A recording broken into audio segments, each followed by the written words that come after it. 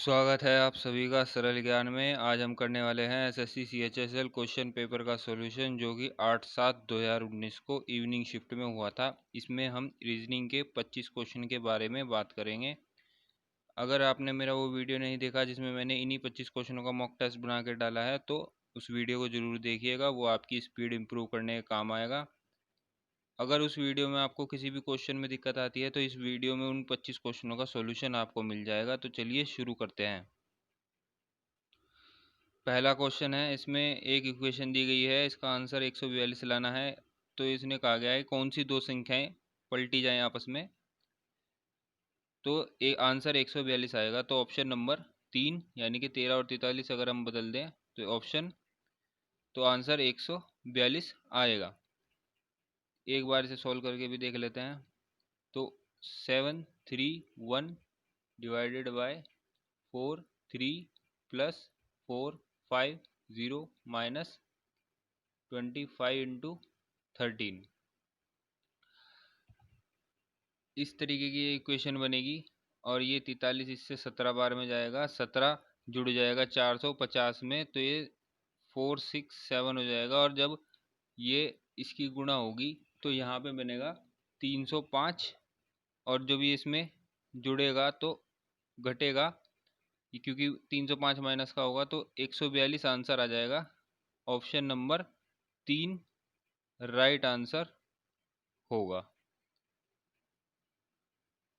अब है बारी क्वेश्चन नंबर 2 की। क्वेश्चन नंबर 2 में हमें बताना है इनमें से ऑड क्या है। Pick odd one out. तो इनमें से विषम क्या है ये हमें बताना है। और क्वेश्चन नंबर 2 का राइट आंसर है 4। पहले का मतलब है भयभीत, दूसरे का मतलब है बेचैन, तीसरे का मतलब है चिंतित, लेकिन ये चौथा जो वर्ड है इसका मतलब है निर्मल या शांत। तो इन चारों में सबसे अलग ऑप्शन नंबर 4 है। अब है बारी क्वेश्चन नंबर 3 की। इसमें 2 स्टेटमेंट और 3 कंक्लूजन दिए गए हैं। चलिए वेन डायग्राम बनाते हैं। सम चिलीज आर पोटैटोज, तो चिली सी से, पोटैटोज पी से। और सेकंड स्टेटमेंट है सम पोटैटोज आर ऑनियन, तो ये ऐसा वेन डायग्राम इसका बनेगा। तो पहला कंक्लूजन पढ़ते हैं। पहला कंक्लूजन में कहा गया है सम ऑनियंस आर चिलीज, ये नहीं होगा, क्योंकि इसके बारे में हमें ऑनियन और चिलीज के बारे में कुछ नहीं बताया गया आपस में रिलेशन के। सम ऑनियंस आर पोटैटोज, तो ये कंक्लूजन बिल्कुल सही है। No chillies is, no onion is chilli, तो ये गलत होगा। इसके बारे में भी हमें अब इसका जो ऑप्शन है, option number 1 conclusion, second follow, और 1 और 3 में से कोई एक ही फॉलो होगा, क्योंकि ये एक दूसरे के अपोजिट है। एक में कहा गया है कि सम ऑनियंस आर चिलीज, दूसरे में कहा गया है नो ऑनियन इज चिली। तो या तो कंक्लूजन एक सही होगा या दो, दोनों नहीं हो सकते। इसलिए आइदर कंक्लूजन 1 और कंक्लूजन 3 फॉलो, और second conclusion follow. Option number 1 right answer होगा। अब है बारी क्वेश्चन नंबर 4 की। इसमें बताना है कि जो फिगर एक्स दी गई है वो ऑप्शन, चार ऑप्शन में से किस में होगी। तो वो होगी ऑप्शन नंबर 4 में। ये देखिए, ये रही वो फिगर। अब है बारी क्वेश्चन नंबर 5 की। क्वेश्चन नंबर 5 में यहाँ पे बताना है कि आकृति की सीरीज में यहाँ पे कौन सी आकृति आएगी। तो ऑप्शन नंबर 5 में, क्वेश्चन नंबर 5 में ये वाला ऑप्शन सही रहेगा, क्योंकि ये बॉक्स पहले खाली था, फिर भर के थोड़ा आगे खिसका, फिर यहाँ खिसका, फिर ये नीचे की तरफ आ गया, अब ये यहाँ आएगा। क्योंकि यहाँ भरा हुआ था, पूरा ब्लैक था, तो यहाँ ऐसा बॉक्स आएगा। और ये गोला भी पहले बिल्कुल ब्लैक था, फिर वाइट हो गया, फिर ये इस साइड आके ब्लैक हो गया, फिर इस साइड आके ब्लैक वाइट हो गया, अब ये यहाँ पे आके ब्लैक हो जाएगा। तो इस तरीके से आकृति आगे बढ़ती रहेंगी। तो आकृति ऑप्शन नंबर डी वाली सही होगी।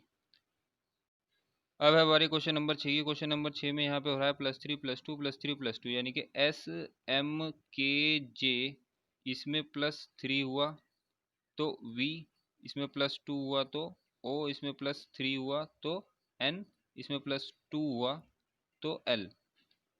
ऐसे ही यहाँ +3 +2 चल रहा है, और इसके हिसाब से देखें तो ऑप्शन नंबर 4 इसका राइट आंसर होगा।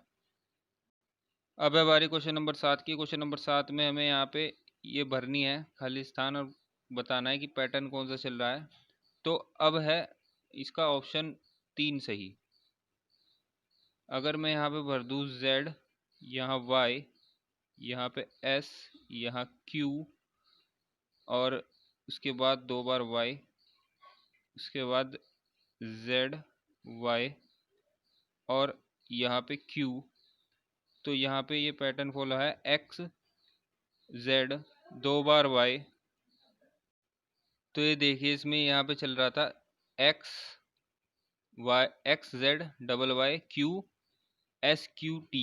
यहाँ पे भी फिर ये रिपीट होने लगा X Z double Y Q S Q T। यहाँ पे भी फिर ऐसे ही। तो ऑप्शन नंबर 3 इसका राइट आंसर होगा। अब है बारी क्वेश्चन नंबर 8 की। जैसे यहाँ पे टेडपोल बड़ा होके फ्रॉग बनता है, ऐसे ही कैटरपिलर बड़ा होके बटरफ्लाई बनेगा। Option number 4। अब बारी है क्वेश्चन नंबर 9 की। क्वेश्चन नंबर 9 में इसका हमें एक लॉजिकल और मीनिंगफुल ऑर्डर में इन्हें लगाना है सबको। तो ऑप्शन नंबर 1 के अनुसार ये सही रहेंगे, यानी कि पहले तो नंबर 5 आएगा। 5 में क्या है? Annual exam class 12। उसके बाद 6 आएगा, 6 में है रिजल्ट डिक्लेयर क्लास 12। उसके बाद 4 आएगा, यानी कि applying admission form to college. उसके बाद आएगा 2, जिसमें एडमिशन मेरिट लिस्ट डिक्लेयर। फिर आएगा 3, यानी कि getting admission in college, getting admission in college. उसके बाद लास्ट में आएगा 1, अटेंडिंग क्लास इन कॉलेज। तो इस तरीके से ऑप्शन नंबर 1 हमारा राइट आंसर होगा। इस तरीके के क्वेश्चन में हर घटना को एक क्रम से लगाना पड़ता है। जो घटना पहले घटनी होती है उसे पहले, और जो लास्ट में घटनी होती है उसे लास्ट में। अब है बारी क्वेश्चन नंबर 10 की। क्वेश्चन नंबर 10 में हमें कहा गया है कि अगर राइट साइड में यहाँ पे हम मिरर रख दें तो जो मिरर इमेज बनेगी इन चारों में से कौन सी होगी? तो वो होगी ऑप्शन नंबर 1, ये वाला। अब है बारी क्वेश्चन नंबर 11 की। क्वेश्चन नंबर 11 में हमें कहा गया है कि विषम को चुनिए, यानी कि pick the odd one out. तो अगर हम पहले को छोड़ दें तो बाकी सभी में +4 हो रहा है, यानी कि डी में एच 4 जोड़ोगे तो एच, एच में 4 जोड़ोगे एल, एल में 4 जोड़ोगे पी, ऐसे ही पी में 4 जोड़ोगे टी, टी में 4 जोड़ोगे एक्स, एक्स में 4 जोड़ोगे बी। यहाँ पे भी ऐसे ही है, लेकिन ऑप्शन नंबर 1 में ये नहीं है। ऑप्शन नंबर 1 इसे फॉलो नहीं करता, इसलिए ये ऑड हो गया। तो आंसर भी ऑप्शन नंबर 1 होगा। अब है बारी क्वेश्चन नंबर 12 की। क्वेश्चन नंबर 12 में यहाँ पे सीरीज कंप्लीट करनी है, तो पहले मैं इसे लिख लेता हूँ 77, 92, 125, 178, 253। इसके बाद हम इसका डिफरेंस देखेंगे, तो डिफरेंस हमें यहाँ पे मिलेगा 15 का, यहाँ पे 33 का, यहाँ पे 53 का, यहाँ पे 75 का। एक मिनट, ये हो गया 75 का। अब अगर मैं इसका डबल डिफरेंस देखूँ तो ये मुझे डबल डिफरेंस में मिलेगा यहाँ पे 18, यहाँ पे 20, यहाँ पे 22, और यहाँ पे होगा फिर 24। जब यहाँ पे 24 होगा तो 75 में 24 जुड़ेंगे 99 हो जाएंगे, और 99 जुड़ेगा जब 253 में 352, यानी कि ऑप्शन नंबर 2 राइट आंसर होगा। अब है बारी क्वेश्चन नंबर 13 की। क्वेश्चन नंबर 13 में यहाँ पे जैसा संबंध इन संख्याओं में है ऐसा ही संबंध इन ऑप्शन में से किस में होगा? तो इनमें आपस में क्या संबंध है ये देखते हैं। 4 का क्यूब अगर मैं जोड़ दूँ 7 के स्क्वायर में तो मुझे मिलेगा 113। ऐसे ही ऑप्शन नंबर 2 में अगर मैं 5 का क्यूब जोड़ दूं 4 के स्क्वायर में तो मुझे मिलेगा 141। तो ऑप्शन नंबर 2 राइट आंसर। अब बारी है 14 की। 14 नंबर क्वेश्चन में डायरेक्टर का कोड ये है, तो फ्रेंडली का कोड क्या होगा? तो डायरेक्टर का कोड देख लेते हैं पहले कैसे आया। DIRECTOR।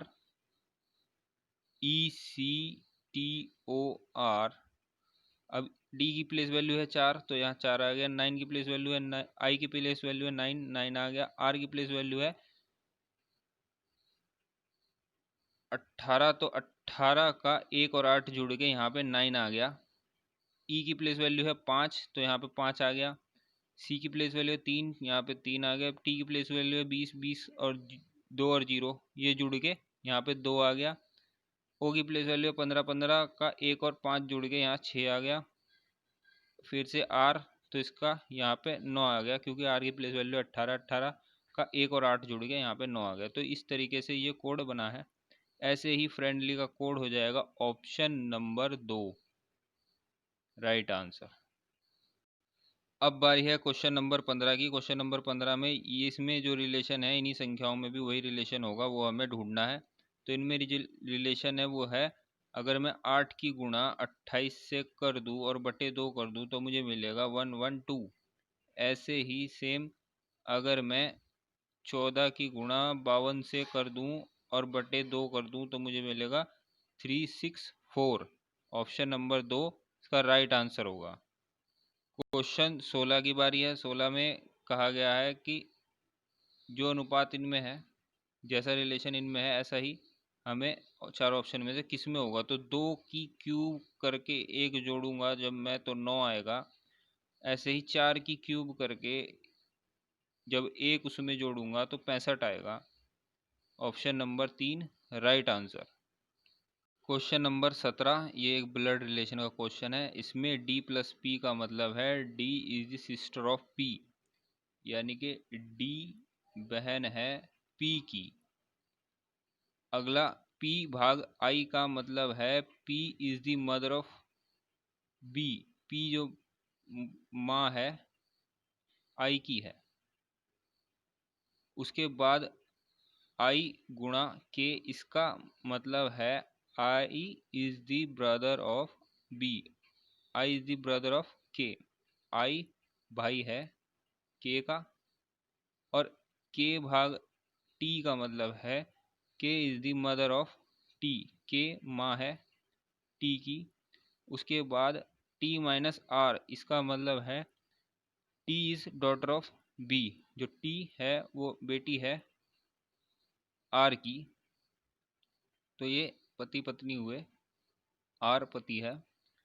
इसके बाद अब हमें पूछा गया है R is related to P. R P से किस प्रकार रिलेटेड है? तो राइट आंसर इसका होगा ऑप्शन नंबर 4 डॉटर्स हस्बैंड, यानी कि पी की डॉटर का हस्बैंड है आर। अब बारी है क्वेश्चन नंबर 18 की। इसमें जैसा रिलेशन इन दो वर्ड में है ऐसा ही इन चारों में से किस में होगा ये पूछा गया है क्वेश्चन नंबर 18 में। तो इसका ऑप्शन होगा ऑप्शन नंबर 4। जैसे यहाँ पे डिटेल्ड का अर्थ होता है विस्तृत, ऐसे ही मेटिकुलस का अर्थ होता है पूरी बारीकी से। उसी प्रकार जैसे ये दो सिमिलर वर्ड हैं, ऐसे ही सिमिलर वर्ड फैट और ऑब्सिस है। फैट का मतलब भी होता है मोटा और इसका मतलब भी होता है मोटा। अब है बारी क्वेश्चन नंबर 19 की। क्वेश्चन नंबर 19 का जो राइट आंसर होगा ऑप्शन नंबर बी होगा। बी क्यों? क्योंकि फूड, फूड के लिए सर्कल ये आएगा, लैटिन्स और पल्सिस, पल्सिस के लिए सर्कल ये बीच वाला आएगा, और सी के अंदर लैंटिस आ जाएगी, क्योंकि इसका अर्थ होता है मूंग दाल, इसका अर्थ होता है दालें, इसका अर्थ होता है खाने का सामान। तो इसलिए आंसर बी इसका राइट आंसर होगा। अब बारी है क्वेश्चन नंबर 30 की। ये कोडिंग डिकोडिंग का क्वेश्चन है और यहाँ पे हो रहा है +3, यानी कि इससे कोड करके ये बना। तो इसे मैं एक बार लिख ले, ADVISORY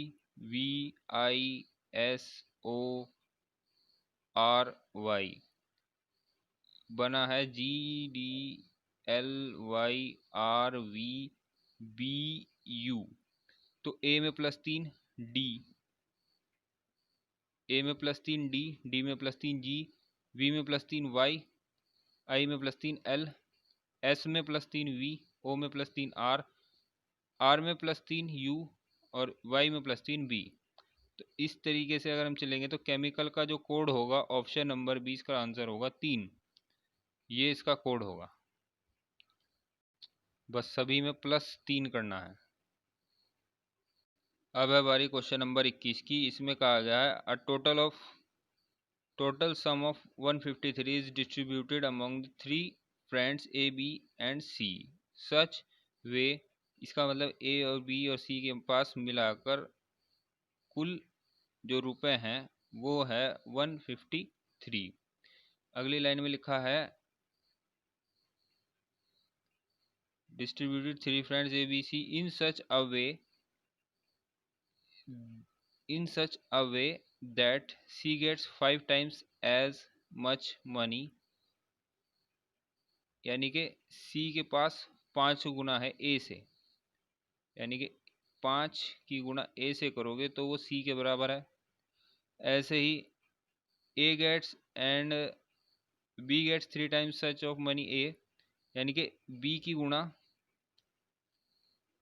ए की गुणा 3 से करोगे तो वो बराबर है बी के।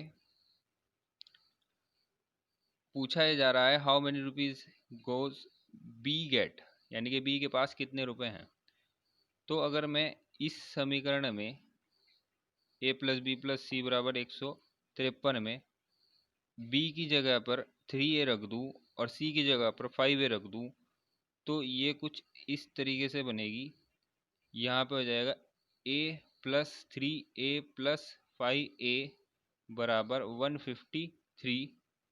तो a बराबर आ जाएगा 17, और क्योंकि b a का 3 गुना है तो b बराबर 3a बराबर 3 गुणा 17, 3 गुणा 17, तो ये हो जाएगा 51। ऑप्शन नंबर 4 राइट आंसर होगा।